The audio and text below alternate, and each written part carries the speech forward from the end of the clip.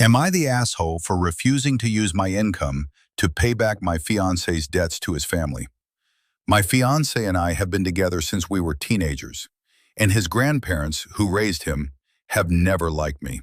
They've spent years putting me down, calling me names, criticizing me, and generally treating me like I'm the problem in their family. For the last 7 years, I was a stay-at-home mom raising our son while my fiance worked. During that time, my fiance got into a car accident after letting his insurance lapse, which led to around $20,000 in restitution and costs. His parents helped him financially. Later, they also bought him a car after he promised he would pay them back. The car is completely in his name, not mine, and I was never involved in the agreement and was never asked to repay anything. Now I'm back to work, and his grandparents think I should use my income to pay them back for both the accident-related costs and the car.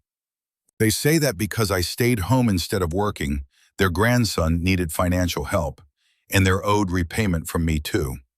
The thing is, I never borrowed money from them, never promised repayment, and none of these debts are legally tied to me. My fiance made those choices.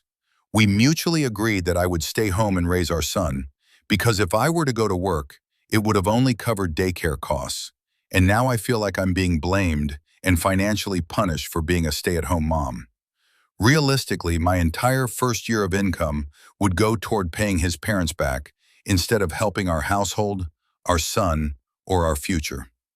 I do understand that their financial help indirectly benefited our family, so part of me feels guilty, but another part of me feels like they're unfairly targeting me instead of holding their grandson accountable. Am I the asshole for refusing to take responsibility for paying them back? Edit to add.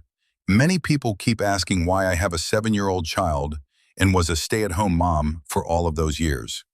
There are over 700 comments as I'm writing this edit, and I can't find all of the comments asking that question. So here's the explanation for that. Our child is about to be 6. However, I got pregnant at 16 on birth control, had a job at the time of getting pregnant, but was in and out of the hospital the entire pregnancy due to complications. There was a certain point where I couldn't work anymore during pregnancy, so I kind of view the pregnancy as also being a stay-at-home mom. And so really, it's almost 7 years in October. Our son started kindergarten this past August, and I immediately started applying to jobs. I'll say again, I couldn't work because all it would do was pay for daycare, and our child has been medically complex with tons of doctor's appointments that we would have had to take him out of daycare for several times per week. So here's the timeline. October 2019, pregnancy at 16. June 2020, baby is born at 17. July 2020, baby is diagnosed with health conditions and several doctor's appointments needed weekly.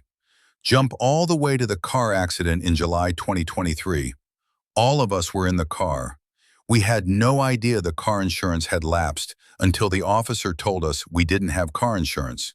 It had lapsed by a couple of days. October 2023, restitution letter for $15,000 came in the mail. February 2024, his grandparents bought him a 2020 car. He is in the comments telling people I told him to call them to buy the car.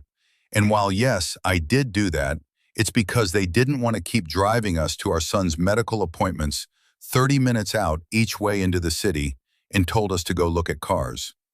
The car was a wonderful deal, so I told him to call them to take a look at it. Jump to now, May 2026. I am a couple of weeks out from starting my new job and am more than happy to, at the very least, split the household bills. The entire problem and why I made this post was because I was told that the entirety of my checks were to go to his family. And I don't know, call me a bad person or anything you want, but I'm not down with that. One other question I'd like to address in this edit is people asking why I didn't try to work from home. I applied to many online jobs, but as many know, online and work from home jobs are highly sought after, and I never got a call back from anyone. I couldn't do walking dogs because I am a wheelchair user, and that just wouldn't work.